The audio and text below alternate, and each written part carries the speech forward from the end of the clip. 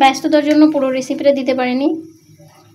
প্রচণ্ড গরমের ভিতর যখন কোনো কিছু খেতে ইচ্ছা করে না বা খেয়ে তৃপ্তি পাওয়া যায় না, আর ঠিক সেই মুহূর্তে আমি আজকে রান্না করব একদম ছোট ছোট সাইজের এই যে ট্যাংরা মাছগুলো সুন্দর করে ধুয়ে নিচ্ছি। বেশি না, অনলি 2টা চিংড়ি মাছ আছে সাথে, আর এখানে পেঁয়াজ, কাঁচামরিচ আর রসুন। আর সব থেকে মূল উপাদান হচ্ছে এই যে কাঁচা আম। তো এই আমগুলো দিয়ে আজকে আমি পাতলা একটা ঝোল করব, মানে আমের টক যেটাকে আমরা বলি। তো এটা কার কার পছন্দ।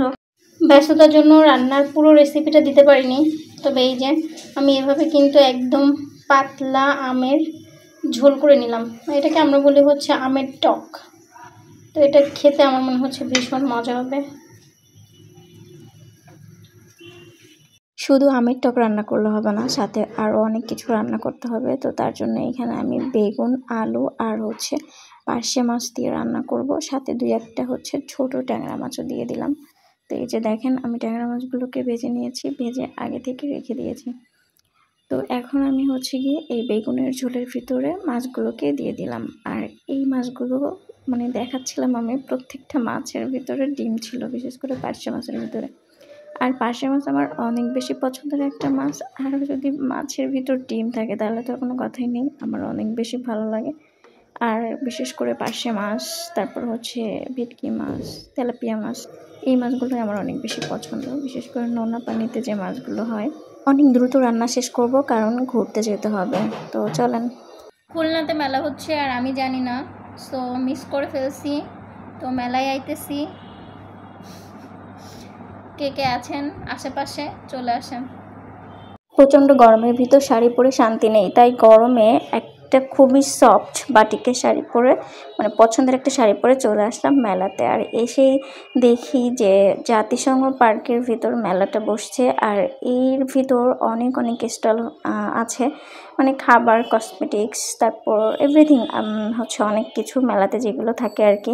তো এই যে আচার, আর সব থেকে বেশি পছন্দ হয়েছে আমার এই কাপগুলো, কারণ আমি হচ্ছে চা কফি লাভার, আমার প্রচুর চা কফি খাই, দেন আমার কাপ অনেক বেশি পছন্দ।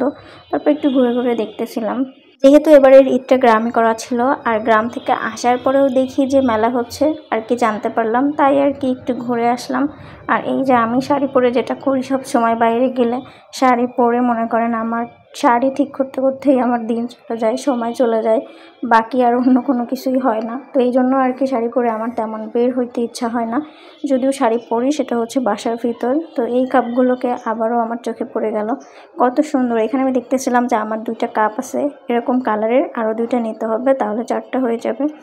তো এগুলো দেখতে দেখতে চলে আসলাম। পরে আমি এই জিনিসটা অনেক দিন থেকে খুঁজতেছিলাম, আর সেই জিনিসটা কি বলেন তো, এই যে দেখেন এই মশলা বাটার হচ্ছে, এটাকে কি বলে আমি জানি না। তো এটা আমি খুঁজতেছিলাম, তো যাক এখানে পেয়ে গেছি, বাট তারপরেও কেনা হয়নি, তো কারণ একটু বেশি দাম চাচ্ছিলো মনে হয়। আর একটা জিনিস, সেটা হচ্ছে গিয়ে আমার এই কাঠের সবজি কাটার যে বোর্ড, এটা আমার অনেক পছন্দ। তারপর এখানে ছোট ছোট আরও অনেক সুন্দর ফুলদানি, যাই হোক আরও অনেক কিছু ছিল, আমি অত নাম জানি না। আর এই কাঠের হচ্ছে বোর্ডগুলো যেগুলোর উপরে সবজি কাটা হয়, এটা আমার অনেক বেশি পছন্দ। তো এটা আমি দেখতেছিলাম যে এটা নেওয়া যায় কিনা কোনোভাবে, বাট পরে আর নেওয়া হয় নাই, অন্য কোনো এক সময় নিয়ে নিব, কারণ আমার একটা বোর্ড এমনিতেও আছে, এই জন্য আর পরে নেওয়া হয় নাই টাকা খরচ করে, যেহেতু এমনিতে এখন আমি গরিব, তাই আর নিলাম না। তারপর হচ্ছে গিয়ে এই যে অন্য আরেকটা জায়গায় দাঁড়ায় দাঁড়ায় একটু ভিডিও করতেছিলাম, কেন জানি আমাকে আজকে শাড়িতে অত বেশি ভালো লাগতেছিল না, আর কেমন কেমন করে জানি দাঁড়াইছি। তো পরে আবার ঠিক করেও একটু দাঁড়াইছি, তারপরেও হঠাৎ করে অনেক দিন পরে শাড়ি পরছি, তো এই জন্য মনে করেন যে ঠিকঠাকভাবে হয়তো পরতে পারিনি। তবে এটা মানতে হবে, বা এটাই সত্য, শাড়ি পরে প্রত্যেকটা মেয়েকেই অনেক বেশি সুন্দর লাগে।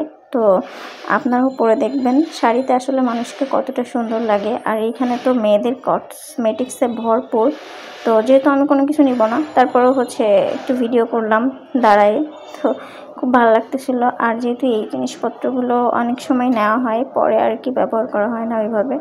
তো মেলা মানে হচ্ছে গিয়ে ঘুরতে হবে, খাইতে হবে, আমার কাছে যেটা মনে হয়। তো এই যে এখানে একটু ছবি টবি তুললাম, তোলার পর এখন হচ্ছে চলে যাব, এই যে গেটের সামনে চলে আসছি। আর এটাই ছিল কিন্তু ঈদের মেলা। ওই যে ঈদ মেলা। তো ভিডিওটা আরও আগে দেওয়ার কথা ছিল, বাট একটু ব্যস্ততার জন্য দিতে পারিনি। আর এখানে দাঁড়ায় ভিডিও করার সময় যে কতগুলো বকা খাইছি, কারণ হচ্ছে আমি ঠিকঠাক মতো দাঁড়াইতেই পারি।